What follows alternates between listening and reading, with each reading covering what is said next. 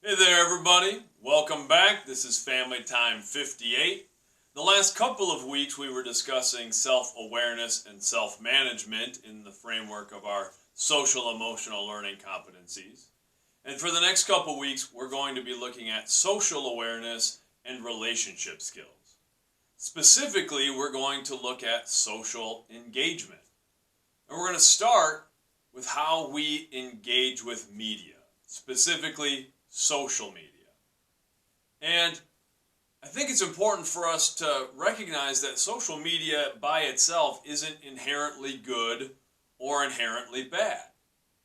And I'm going to start with a quote from my son, my 10-year-old son who's in fourth grade.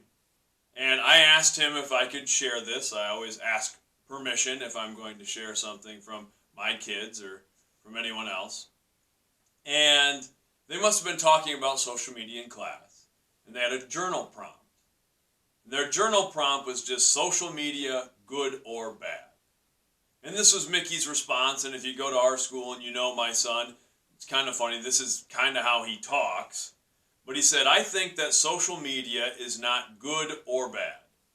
I believe this because it can make teens moody, also can make them drift away from their family. Also, they can see negative stuff on social media, though it can be good if they use it to help them do good things like study and learn stuff.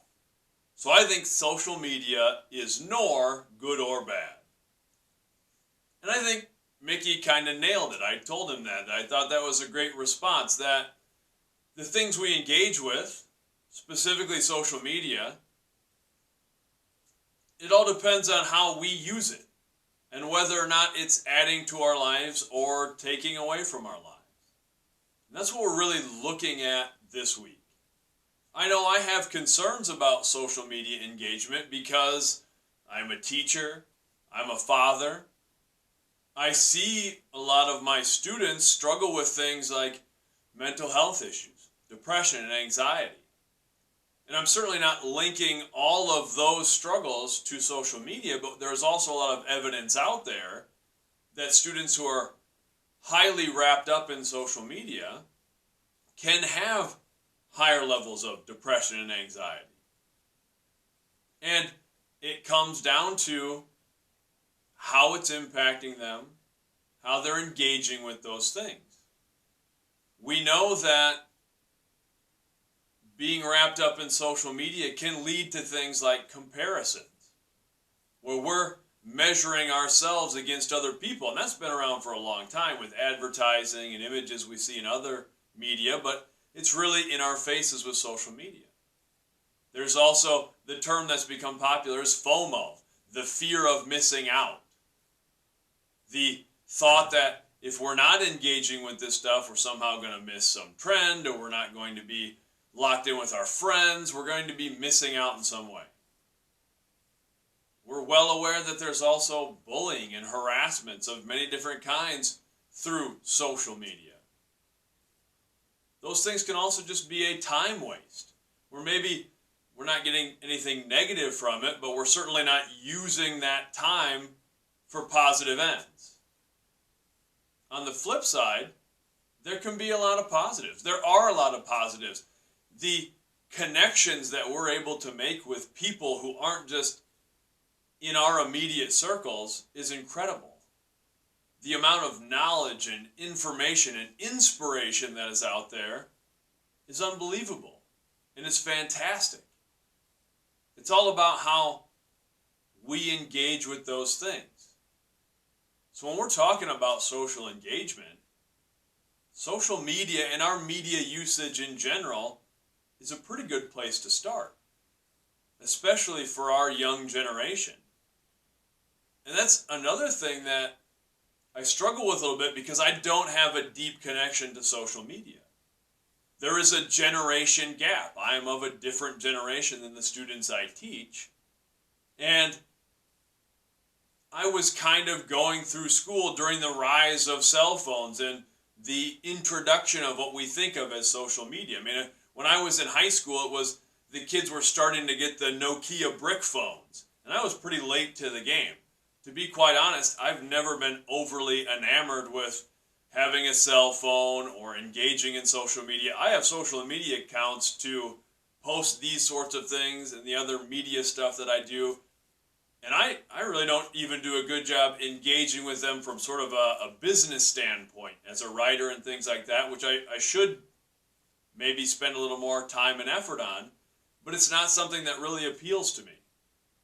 I don't spend a lot of time on there. I look at different things and I'll seek out people or information that I'm interested in, but I don't spend a lot of time with it. And even in college, I remember that was when Facebook became a thing, was when I was in college.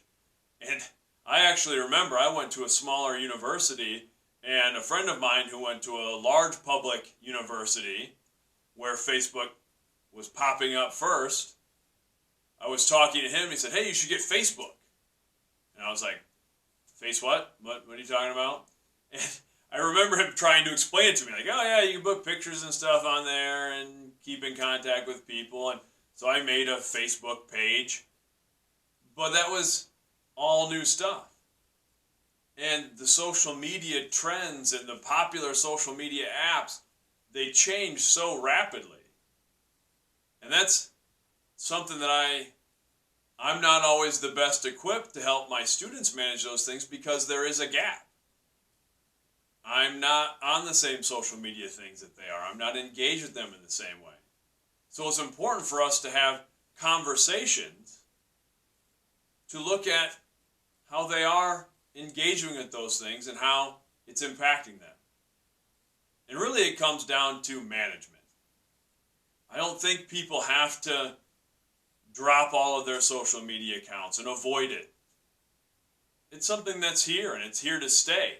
It's going to continue to change and evolve. The important thing is managing our social media, managing our social engagement in general, managing all of our media time. That's what it is. It's about us controlling those things and not letting them control us. So we're going to start this week just by tracking our media engagement.